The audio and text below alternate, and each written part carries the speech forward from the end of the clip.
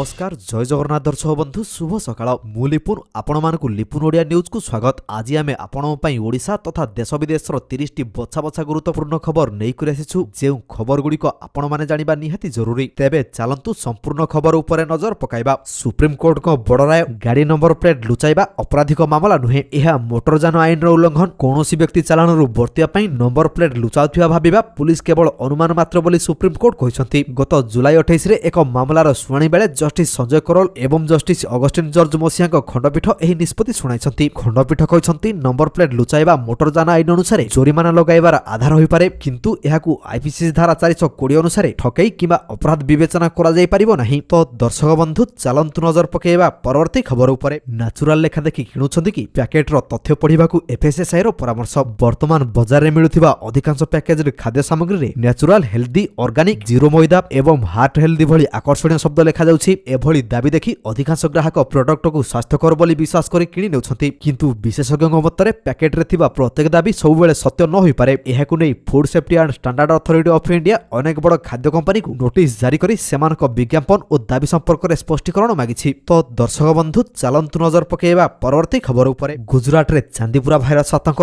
22 शिशुक मृत्यु। गुजरात रे चांदीपुरा भाइरस आतंक खेलाइछि। वर्तमान सुधा एही भाइरस संक्रमण रे 22 जन शिशुकर मृत्यु घटिथिबा बेले राज्य रे मोट 35 टी पॉजिटिव मामला सामना को आसिछि। स्वास्थ्य विभाग पक्षरु विभिन्न जिल्ला रे सर्वेक्षण एवं चिकित्सा प्रक्रिया जोरदार करा जाइछि। तो दर्शक बंधु चलंतु नजर पकेइबा परवर्ती खबर उपरे। एणिकी टिकेट सह बुकिंग हेबो लगेज। जानतु भारतीय रेलवाई रो नुवा नियम। भारतीय रेल पक्षरु ऑनलाइन लगेज बुकिंग सुविधा आरंभ करा जाइछि। पूर्वरु अधिक लगेज नै यात्रा करुथिबा यात्री मानकु पार्सल ऑफिस जाय सेठारे धाडी रे घंटा घंटा ठिया होई लगेज गुडी को बुकिंग करिबाकू पडुथिला, किंतु आगामी दिन रे यात्री माने टिकेट बुकिंग समय निजे लगेज बुकिंग करि परिबे। आज ठारु आरंभ होइतिबा नुवा व्यवस्था रे योग्य यात्री माने निज टिकेट और अतिरिक्त लगेज बुकिंग एक समय करि परिबे। तेबे एथिरे विभिन्न श्रेणी रो यात्रा पई भिन्न भिन्न योग्यता मानदंड रहिछि। अतिरिक्त लगेज बुकिंग सुविधा केवल टिकेट कन्फर्म होइतिबा यात्री मानकु मिलिबो। तो दर्शक बंधु चलंतु नजर पकेइबा परवर्ती खबर उपरे। दिल्ली महिलाक पई बड़ खबर। लक्ष्मी योजना रे मिलिबो मासकु 2500 टका। दिल्ली रो महिलाकु प्रति मास रे मिलिबो 2500 टंकार आर्थिक सहायता।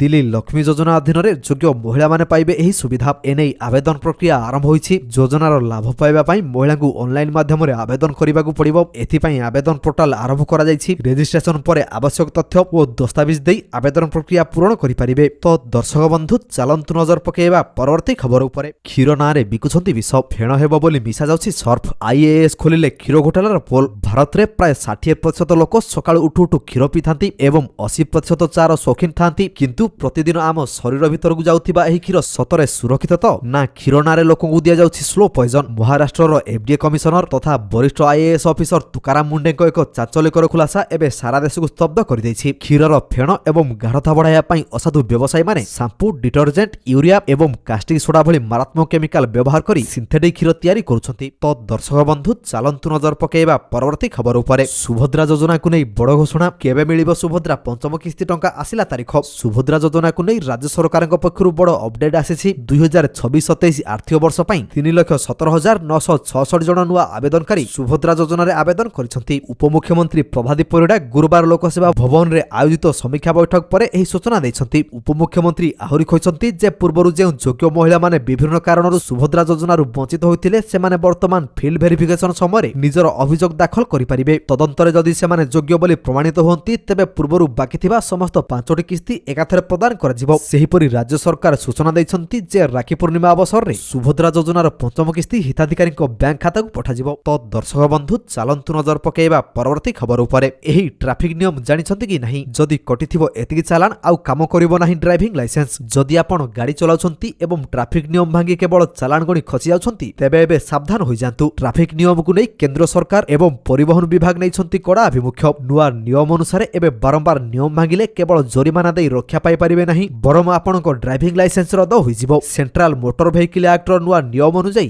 वर्षे भितरे जदि कोनोसी चालक 5 ताठारो अधिक थर ट्रैफिक नियम उल्लंघन करंती तेबे ताहाकू गंभीर अपराध भाबरे ग्रहण करा जिवो। तो दर्शक बंधु चलंतु नजर पकेइबा परवर्ती खबर उपरे। रोसई गैस रे लागिबो टैक्स। 18 टंका बढ़ी जिवो एलपीजी सिलिंडर। दरदाम वृद्धि चिंता बढ़ाइछि। ईरान युद्ध कारणरु सप्लाई चेन रे असुविधा देखा देबा परे भारत सरकार देशर गैस पई एक स्ट्रेटेजिक फ्यूएल रिजर्व प्रस्तुत करिबाकू योजना करुछंती। रॉयटर्स रिपोर्ट अनुसार केंद्र सरकार $42 अरब बा 4 लाख कोटी टंका आदाय करिया पई योजना करुछंती। एही अर्थ फ्यूएल स्टोरेज स्कीम योजना रे व्यवहार हेबो। ଏହାକୁ ରନ୍ଧନ ଗ୍ୟାସ୍ ଏବଂ ପ୍ରାକୃତିକ ଗ୍ୟାସ୍ ବ୍ୟବହାର କରୁଥିବା ଖାଉଟିଙ୍କଠାରୁ ଆଦାୟ କରାଯିବ। ତେବେ ସରକାରୀ ଭାବରେ ଏନେଇ କିଛି କୁହାଯାଇ ନାହିଁ। ରିପୋର୍ଟରେ କୁହାଯାଇଛି ଯେ ଏଲ୍ପିଜି ଏବଂ ପ୍ରାକୃତିକ ଗ୍ୟାସ୍ ବ୍ୟବହାରକାରୀଙ୍କ ଉପରେ ଏକ ଛୋଟ ଟିକସ ଲାଗିବ। ତ ଦର୍ଶକ ବନ୍ଧୁ ଚାଲନ୍ତୁ ନଜର ପକାଇବା ପରବର୍ତ୍ତୀ ଖବର ଉପରେ। ରୋଷେଇ ଘରେ ମହଙ୍ଗା ମାଡ଼, ଡାଲି ଓ ଖାଇବା ତେଲ ଦାମ ଆକାଶଛୁଆଁ। ଗତ 5 ମାସ ହେବ ସାଧାରଣ ଖାଉଟିଙ୍କ ଖାଦ୍ୟ ଓ ପାନୀୟ ସାମଗ୍ରୀ ଦର ଉପରମୁହାଁ ହୋଇଛି। ଦୁଗ୍ଧ ଚିନି ସହ ଅନେକ ରାସନ ସାମଗ୍ରୀ ଦର ଗତ ଫେବୃଆରୀ ପରଠୁ ମହଙ୍ଗା ହୋଇଛି। ଆମେରିକା ଏବଂ ଇରାନ ଯୁଦ୍ଧ ଯୋଗୁଁ ଏଭଳି ସ୍ଥିତି ରହିଛି। ଉପଭୋକ୍ତା ବ୍ୟାପାର ବିଭାଗ ପ୍ରାଇସ୍ ମନିଟରିଂ ସିଷ୍ଟମ ମୁତାବକ 16 ପ୍ରମୁଖ